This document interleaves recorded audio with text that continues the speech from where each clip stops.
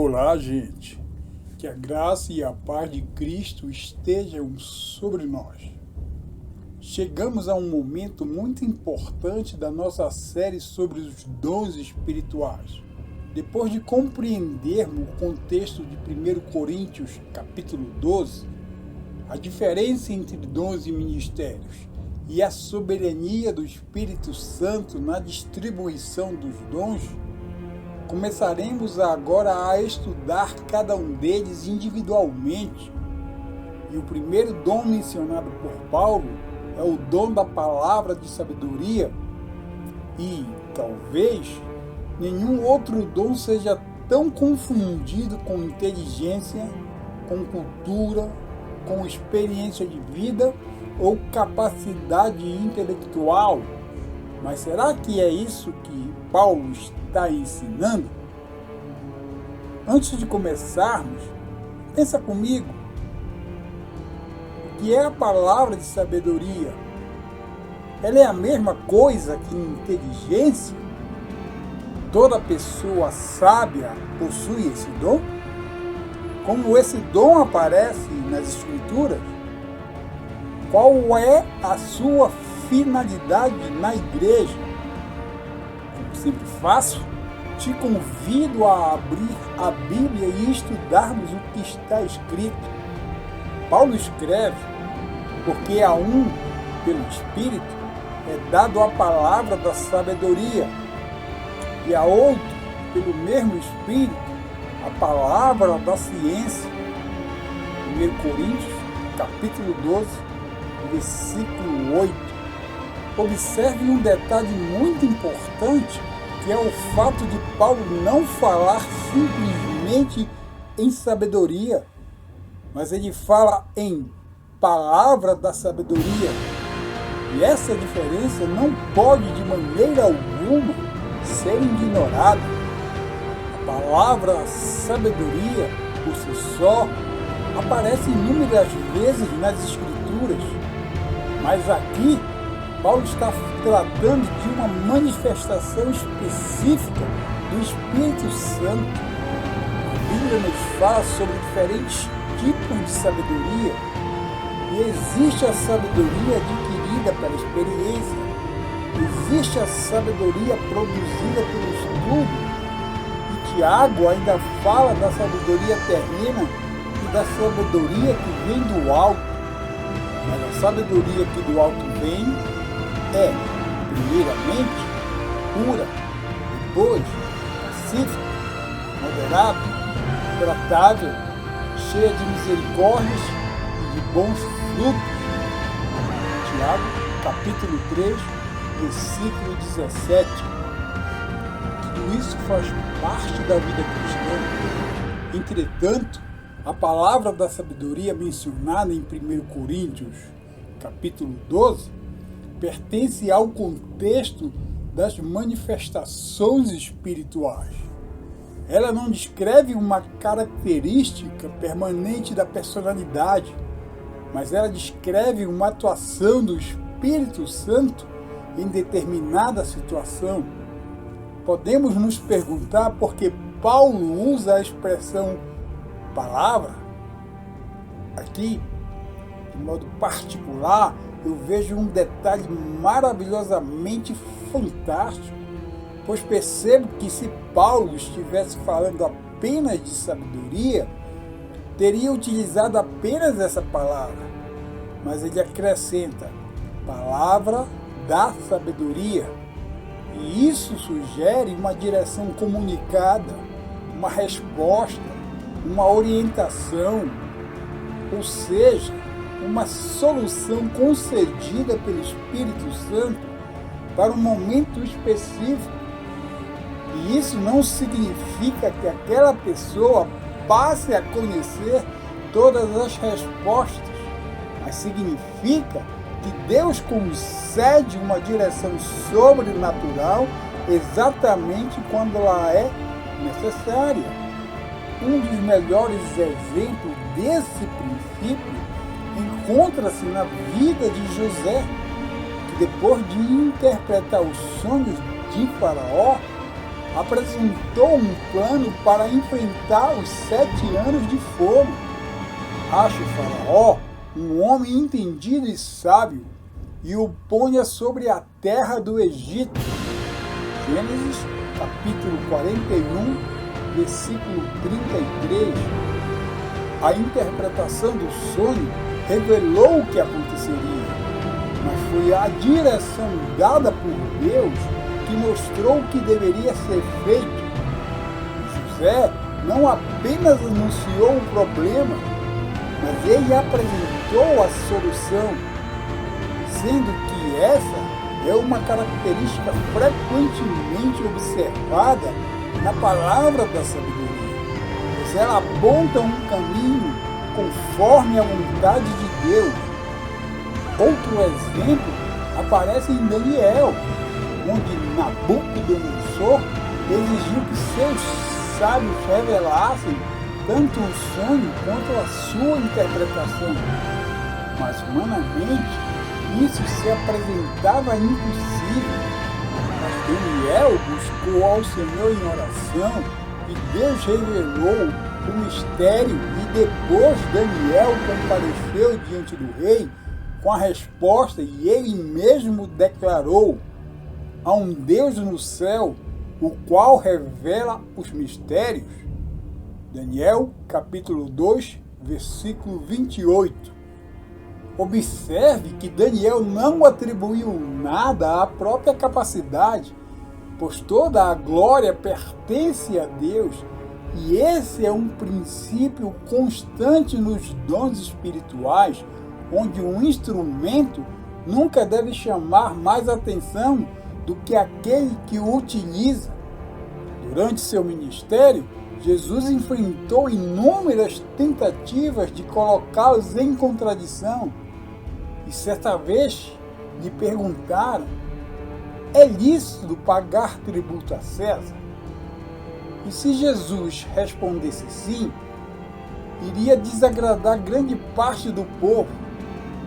E se respondesse não, poderia ser acusado diante das autoridades romanas. Então, Jesus respondeu: dai, pois, a César o que é de César, e a Deus o que é de Deus. Mateus, capítulo 22, versículo 21. Em poucas palavras, ele desmontou completamente a armadilha, e sua resposta foi perfeita para aquela situação. Outro exemplo muito interessante aparece em Atos capítulo 15, onde a igreja enfrentava uma questão extremamente delicada e que correspondia a dúvidas de que os gentios convertidos precisavam guardar toda a lei de Moisés. Então os apóstolos e presbíteros reuniram-se para buscar direção, e depois de ouvir os testemunhos e examinarem as escrituras, Tiago apresentou uma conclusão, onde a carta enviada às igrejas começa dizendo: na verdade pareceu bem ao Espírito Santo e a nós. Atos capítulo 15, versículo 28. Essa expressão é visivelmente sobrenatural, pois a decisão não nasceu apenas da opinião dos homens, mas a igreja reconheceu a direção do Espírito Santo, e essa situação nos permite ver a sabedoria de Deus conduzindo sua igreja em um momento decisivo. Em todos esses exemplos, encontramos o mesmo padrão, onde José preservou um povo inteiro. Daniel glorificou a Deus diante de um império. Jesus respondeu com perfeição às armadilhas, e os líderes da igreja preservaram a unidade do Evangelho. Em nenhum desses casos, a sabedoria foi utilizada para exaltar quem falava, mas ela sempre serviu para cumprir os propósitos de Deus.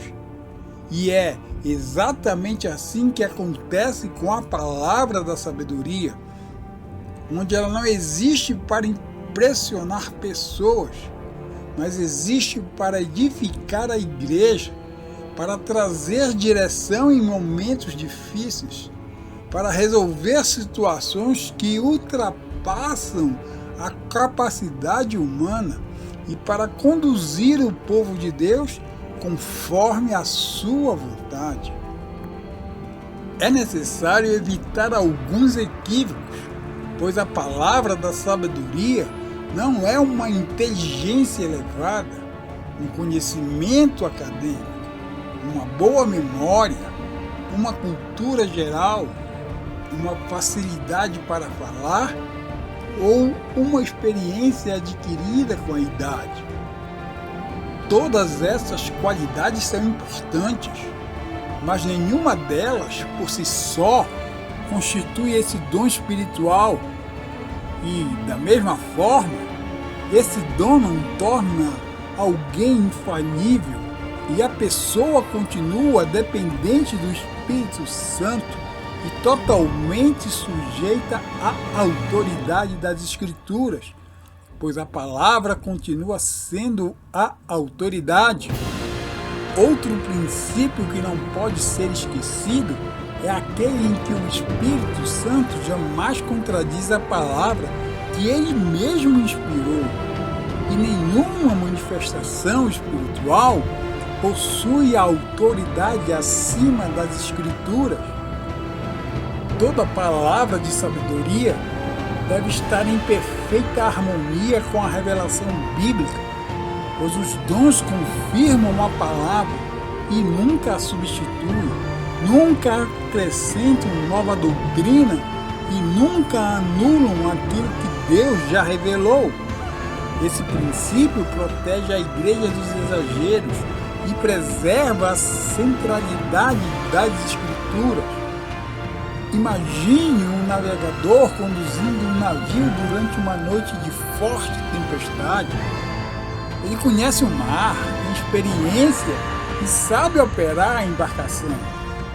Mas em determinado momento, a visibilidade desaparece e então o farol rompe a escuridão e ilumina exatamente a passagem segura entre os rochedos.